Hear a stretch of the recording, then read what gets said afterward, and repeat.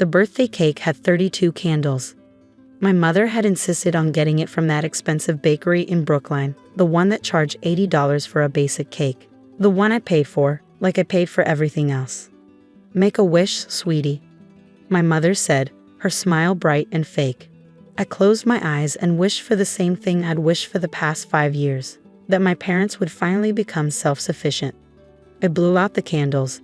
Everyone clapped. My parents, my younger sister Madison, her boyfriend Tyler. My small family gathered in the condo I rented for my parents in downtown Boston, the condo I paid $4,200 a month for. Present time, Madison sang out, handing me a small wrapped box. Inside was a bracelet, silver, delicate, probably $40 from Macy's. It's beautiful, Addie. Thank you. Your turn, Madison said to our parents. My father cleared his throat. My mother's smile had frozen into something uncomfortable. Dad pulled an envelope from his jacket pocket and slid it across the table. Happy birthday, Vanessa. The envelope was thick, legal-sized. My name was typed on the front. I opened it. Inside was a formal letter on attorney letterhead. Notice to vacate premises to Vanessa Clark. You are hereby notified that your tenancy at 447 Commonwealth Avenue, Unit 12 Bits, is terminated effective immediately. You must vacate the premises by 11:59 p.m. on May 14, 2024. Failure to comply will result in legal action. Today was May 14th, my birthday. They were evicting me, with 12 hours notice. What is this? My voice came out strangled. We've been talking, my mother said, not meeting my eyes, and we think it's time you moved out. You're 32. You shouldn't be living with your parents anymore. I don't live with you. You live in my condo, the one I rent, the one I pay for. Technically, my father said, the lease is in our names. So legally, it's our residence, and we're asking you to leave. I stared at them. 2 years ago, they'd been days away from homelessness. Their house had been foreclosed after my father's business failed. They'd come to me desperate, asking for temporary help. I'd found them this condo, put the lease in their names so they'd feel independent, paid the rent every month, paid their utilities, their groceries, their car insurance, their health insurance, given them a $3,800 monthly allowance for expenses. For 2 years, I'd supported them completely while working 80-hour weeks at my tech startup. And now they were evicting me, on my birthday, with 12 hours notice. Why? I asked. We need space, my mother said. And frankly, your presence here is complicated. Complicated how? You're always working, my father said.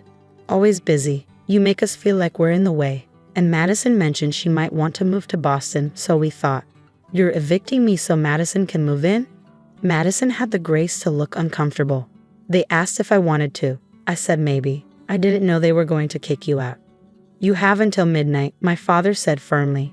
We've already changed the locks for tomorrow morning. We'll put your belongings in storage if you can't remove them in time.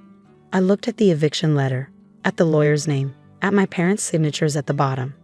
They'd planned this, hired an attorney, signed documents, all while I'd been paying their bills, funding their lives, working myself to exhaustion to keep them comfortable.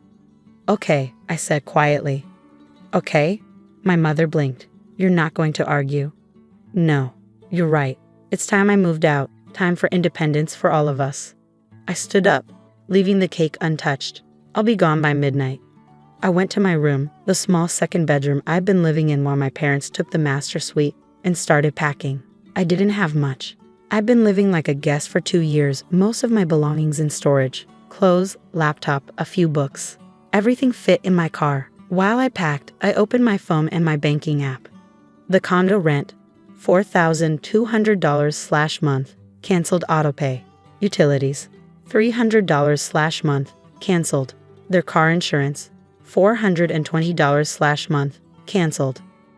Their health insurance, $650/month, canceled. The monthly allowance, $3,800, canceled. Groceries typically charged to my credit card. I removed their access. Their phones on my family plan. I scheduled cancellation for tomorrow. Everything. Every financial lifeline I'd been providing, gone. Then I called my lawyer. Hey David, I need you to do something for me tonight. At 11:47 p.m., I loaded the last box into my car. My parents watched from the living room, my mother looking guilty, my father looking relieved. Where will you go? Madison asked. I have options. I had 17 options actually. Hotel points from all my work travel. But I didn't tell them that. We'll talk soon, right? My mother said. This doesn't mean we're not family. You evicted me on my birthday with 12 hours notice. What do you think it means? Don't be dramatic. I'm not being dramatic. I'm being accurate. I picked up my keys. Oh, by the way, the lease on this condo is actually in a trust. My trust.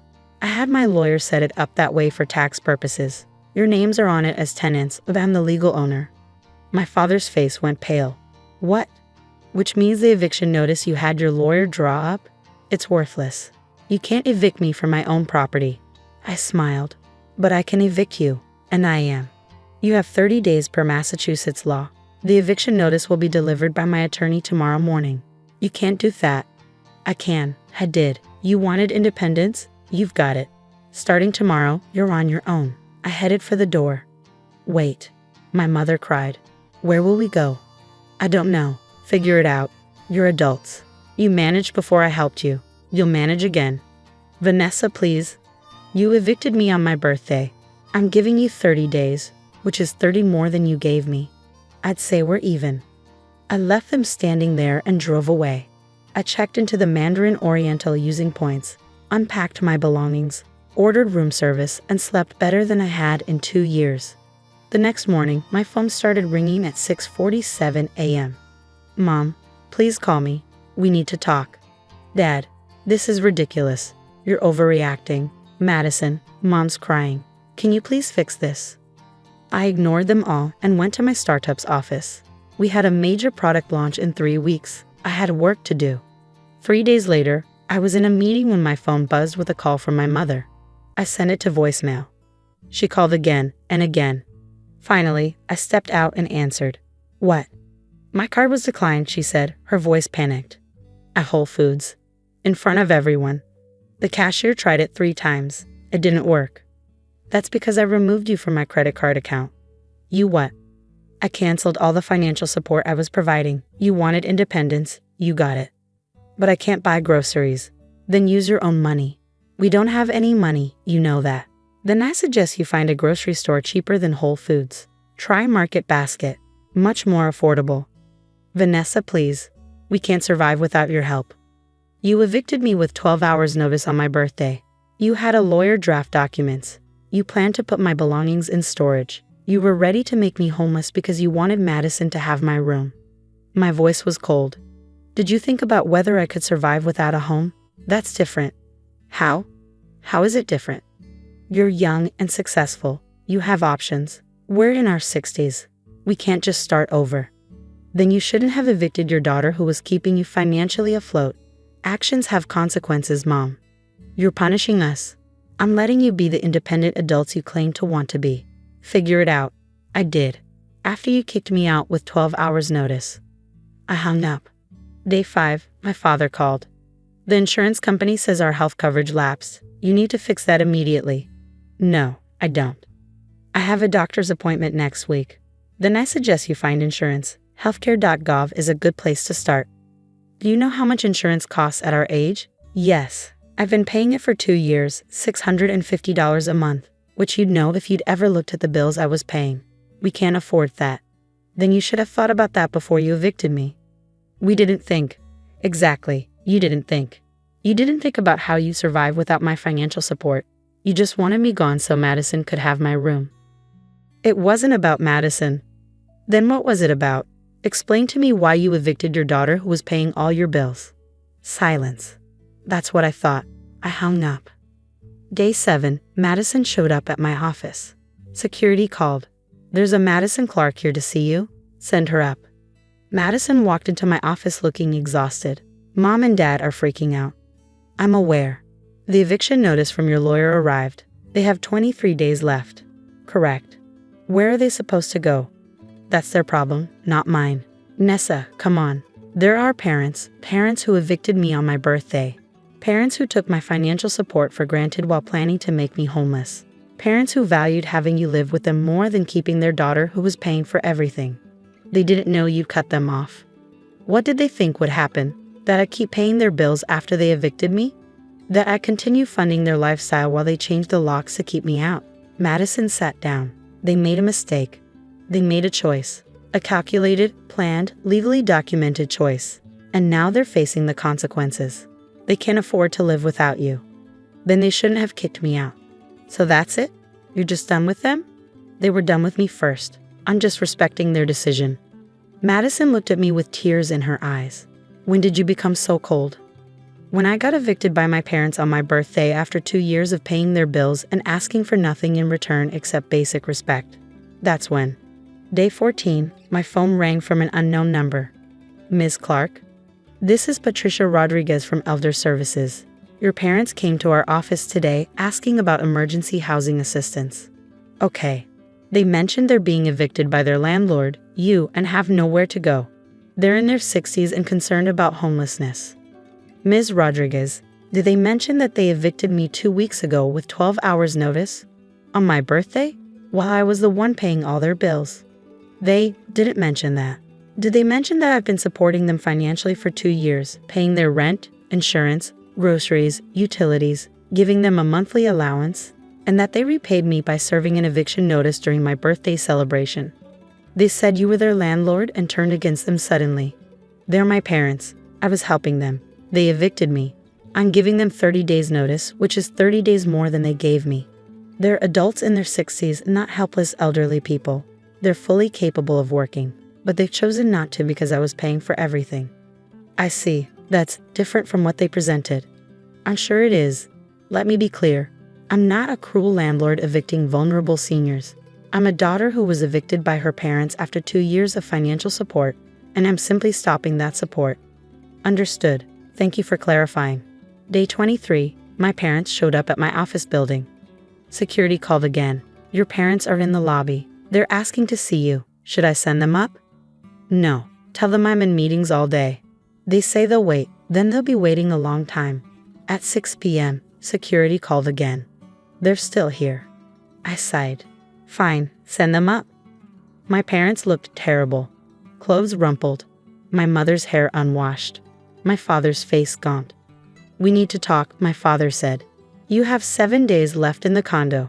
After that, my lawyer will pursue formal eviction if you're still there. Where are we supposed to go? My mother asked. I don't know. Where was I supposed to go when you gave me 12 hours? We made a mistake. Yes, you did. We're sorry, my father said, and he actually looked it. We were wrong. We took you for granted. We treated you terribly. We're sorry. Okay. Okay, my mother repeated. That's it? Just okay. What do you want me to say? That I forgive you. That everything's fine? That I'll go back to paying your bills while you treat me like an inconvenience? We want another chance, my father said. We want to make this right. How? We'll get jobs. We'll contribute. We'll pay you back. You're in your 60s. You haven't worked in 2 years. Who's going to hire you? Someone will. We'll do whatever it takes. I looked at them, really looked at them, for the first time in days. They looked broken, desperate, finally understanding what they'd done. Here's what's going to happen, I said. You have 7 days in the condo. During those 7 days, you will both apply for jobs. Retail, fast food, grocery stores, I don't care. Something that provides income. We will. I'm not finished. You'll also apply for subsidized housing. There are programs for low-income seniors. You'll use them. You'll downsize your lifestyle to match your actual income. What about our allowance? My mother asked quietly. What allowance? The $3,800 a month I was giving you? That's gone. You'll survive on what you earn. That's what independence means. We can't live on minimum wage. Then you'll learn to budget. You'll learn to live within your means. You'll learn what it's like to work for your survival instead of expecting your daughter to fund your comfortable retirement. Will you help us at all? My father asked. I'll help you find jobs. I'll help you apply for assistance programs. I'll help you transition to independent living. But I will not give you money. I will not pay your bills.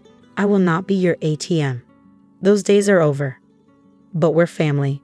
You evicted me on my birthday with 12 hours notice. After 2 years of me supporting you completely, you broke this family. Now you get to see if we can fix it. My mother was crying. My father looked older than I'd ever seen him. Will you ever forgive us? Mom whispered. Maybe. Eventually. But forgiveness doesn't mean going back to the way things were. It means moving forward differently, with boundaries, with mutual respect, and with you supporting yourselves instead of depending on me. We understand, my father said. Good, now go home. You have 7 days to figure out your next move. Use them wisely. That was 4 months ago. My parents both work now. Mom's at Target, dad's at Lowe's. They live in a subsidized senior apartment, 2 bedrooms, small but clean. They pay $800 a month based on their income. We have dinner once a month. They pay for their meals. Last week was my birthday again, 33. They took me to a modest Italian place. No expensive bakery cake, no eviction notices. My father gave me a card with a check inside for $200. It's not much, he said, but it's from our earnings. Our own money. We wanted to give you something real this year instead of what we gave you last year. The eviction notice? I asked.